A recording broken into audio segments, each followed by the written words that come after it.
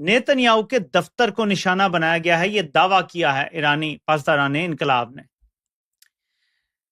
लेकिन इसके साथ साथ मेरे पाकिस्तानियों, एक और डेवलपमेंट जो है वो सामने आ रही है।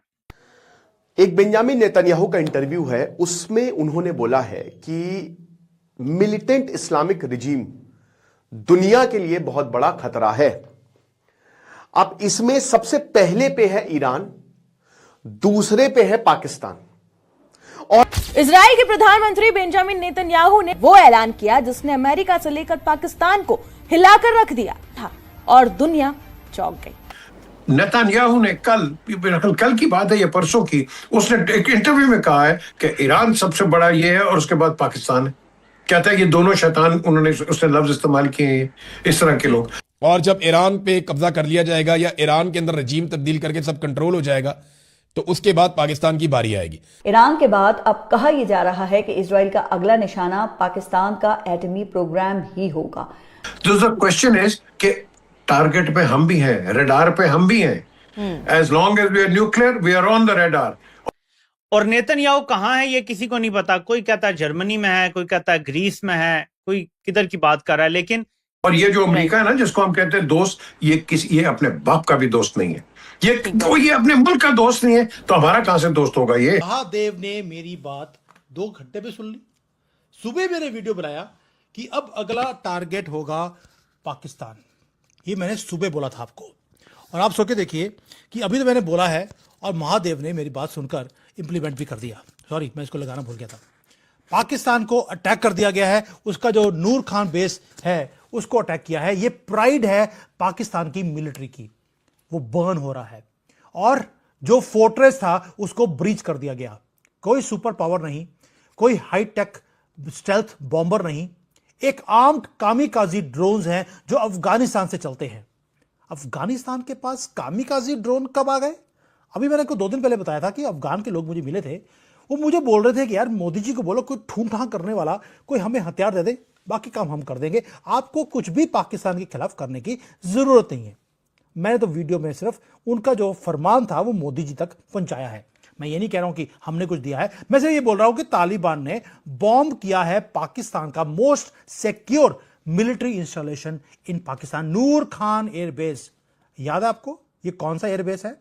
ये वही है जिसके चिथड़े हमने उड़ाए थे ऑपरेशन सिंदूर के अंदर। कि ये जो ओल्ड एज एक रवाज था कि लीडर्स को नहीं मारा जाता था, ये इंटरनेशनल लॉ की वायलेशन है। दूसरी तरफ पाकिस्तान में तारड़ साहब उस प्रोटेस्ट के अंदर 22 लोग पाकिस्तान में शहीद हो गए हैं, आपस में प्रोटेस्ट करते करते गोलियां खा के मारे गए हैं। इस पे भी जरा कमेंट करें, ये हमारा क्या मजाज है? हमें आज तक प्रोटेस्ट ही नहीं करना आया कि हम अपने ही बंदे मार लेते हैं। लेकिन इससे पहले भी एक बात करना चाहूंगा बिलखसूस, जिस तरह आपने कहा है कि 22 लोग यहां मारे गए, वहां मारे गए, इधर मारे गए।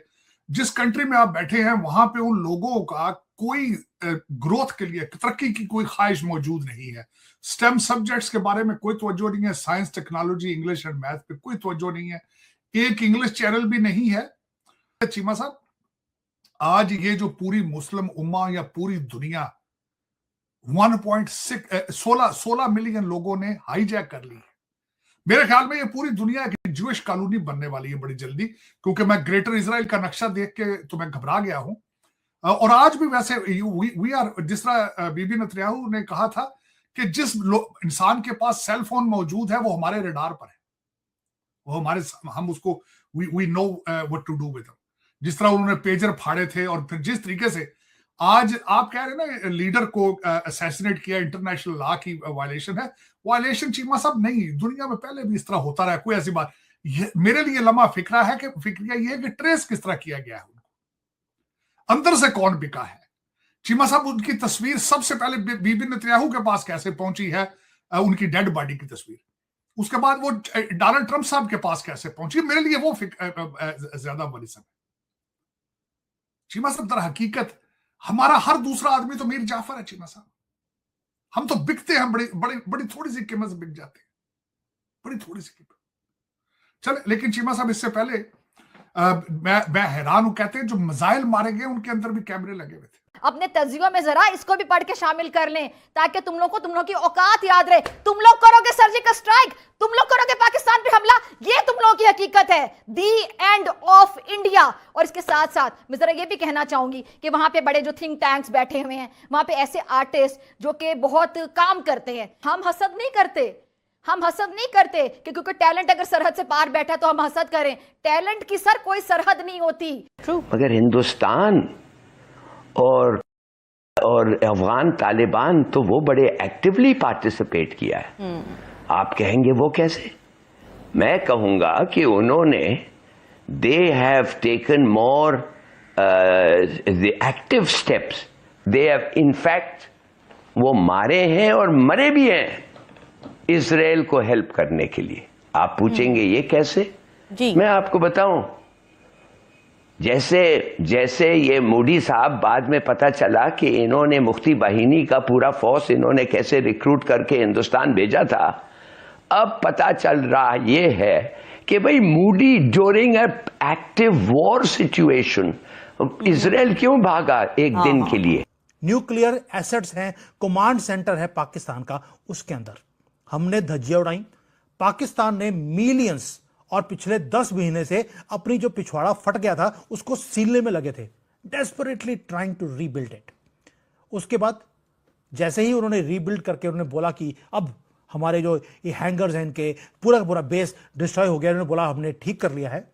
अपनी शेम जो था उसको हाइड करने की कोशिश कर रहे थे, तालिबान ने आकर उसी जगह पर उसको दोबारा से ब्लास्ट कर दिया।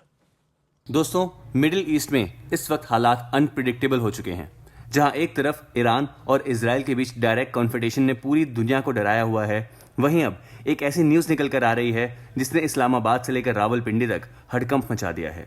सोशल मीडिया और इंटरनेशनल सर्कल्स में एक ही सवाल घूम रहा है, क्या ईरान के बाद अब पाकिस्तान इजराइल का नेक्स्ट टारगेट है?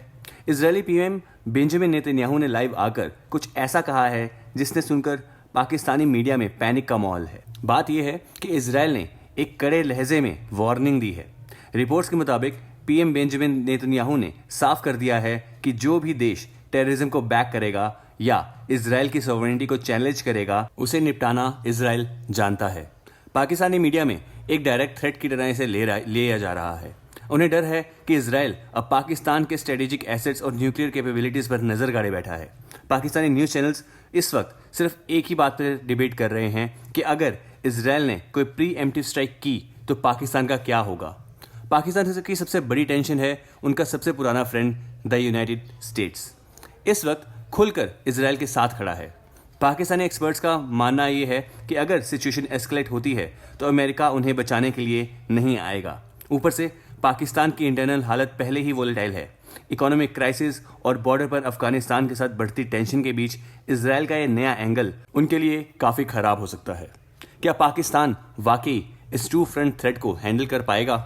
दोस्तों, जियोपॉलिटिकल एक्सपर्ट्स का मानना है कि ये शायद एक साइकोलॉजिकल वारफेयर का हिस्सा हो सकता है, लेकिन इजराइल को हल्के में लेना पाकिस्तान के लिए काफ़ी भारी पड़ सकता है। आपको क्या लगता है कि इजराइल वाकई पाकिस्तान के अगेंस्ट कोई एक्शन लेगा या सिर्फ ये एक डिप्लोमेटिक वार्निंग है? कमेंट सेक्शन में अपनी राय ज़रूर बताइए। अगर आपको वीडियो अच्छा लगा हो तो वीडियो को लाइक और चैनल को सब्सक्राइब करना ना भूलें। मिलते हैं अगली वीडियो में।